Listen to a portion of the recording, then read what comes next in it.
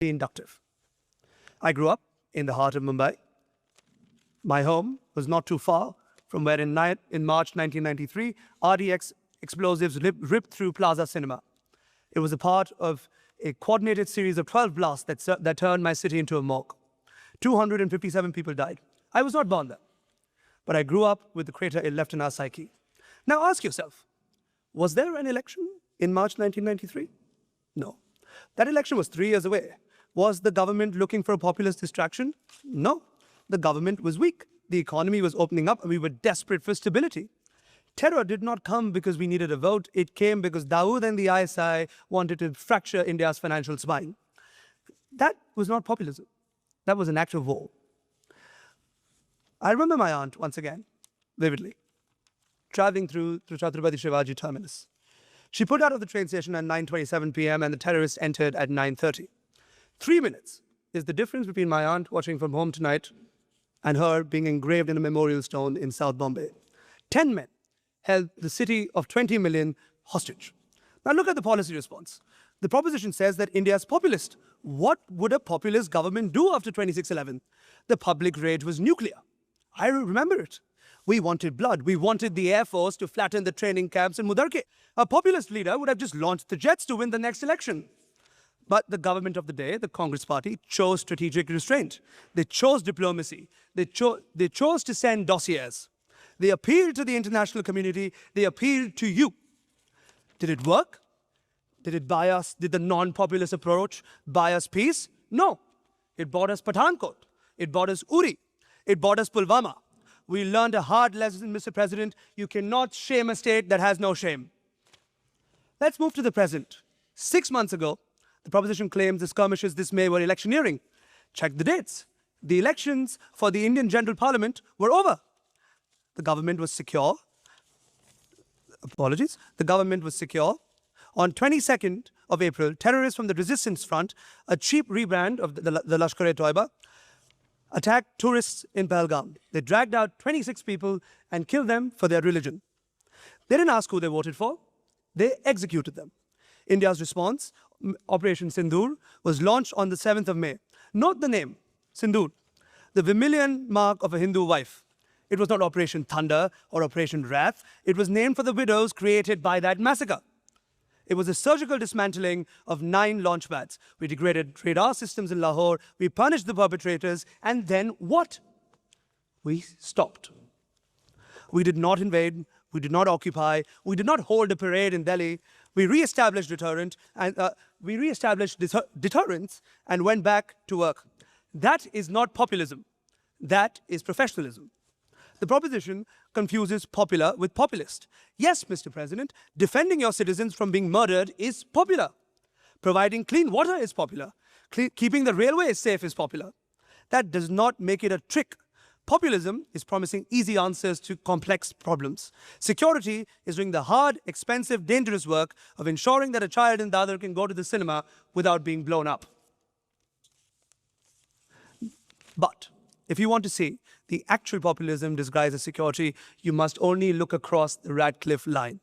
When India launched Operation Sindoor, how did Pakistan respond? Did it fix its security gaps? No.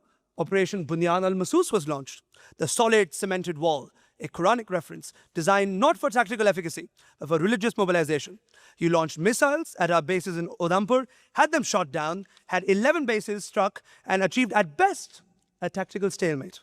And then, after all of that, what do? You release a music video. The ISPR, your military's PR wing, released an anthem, Dharkan Pe Ek Hi Naam, Pakistan. Mr. President, when India fights a war, we debrief the pilots. In Pakistan, they auto-tune the chorus. You held victory rallies on the 16th of May. You declared a national holiday. Why? Because you cannot give your people bread, so you must give them the circus. You cannot fix the price of flour, so you fixate on the Indian threat. You need the enemy of the gate. Without the Indian monster, your own people may turn around and ask why generals own Papa John's franchises while the country defaults on its loans. That is populism. That is the alchemy of turning public poverty into private power with the specter of war. When you vote for this motion, you are telling the widows of Pahalgam that their grief is just a prop for the government. You're telling my parents sitting right there that the fear that they felt when the windows shook in 93, or the panic they felt when my aunt didn't answer the phone in 2008 was just a disguise. It's easy to deconstruct security policy in the Oxford Union. Our walls are thick, our windows are well plastered. The world feels safe. We can debate narratives and discourse over port and trees, but out there in the real world, the wolf is at the door. India has decided to stop feeding the wolf. We've decided to stop sending it dossiers. We have decided to shoot it. That is not populism. That is the biological imperative of a nation that refuses to die. We do not want war.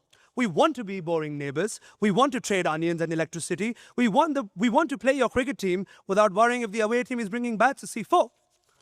But until the state that defends itself stops using terror as an instrument of foreign policy, we will keep our powder dry, we will keep our radars on, and we will keep our guards up.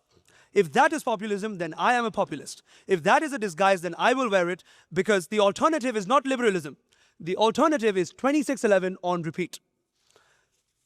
Tonight, I may have been belligerent in defending my country's stance, but I also hope that I've been fair and factual. I do not hate Pakistan.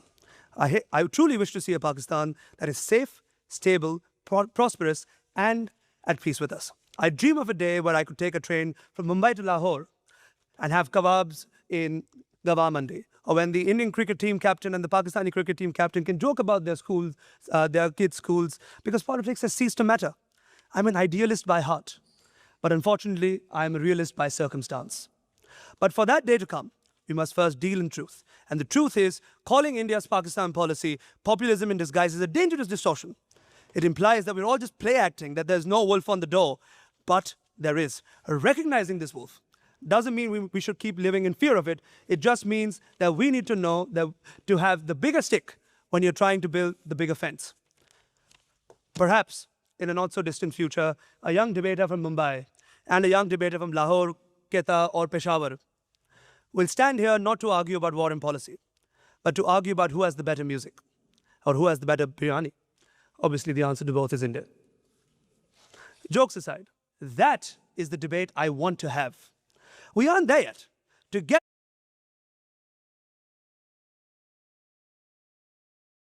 or who has the better biryani? Obviously, the answer to both is India. Jokes aside, that is the debate I want to have. We aren't there yet. To get obviously, the answer to both is India. Jokes aside, that is the debate I want to have. We aren't there yet. To get there, we must first ensure that policy is rooted in reality and security and not lost in the fog of propaganda. India is doing its part by treating security with the gravity it deserves. Populism, we leave to the TV studios. Ladies and gentlemen, I beg you to oppose the motion. Thank you.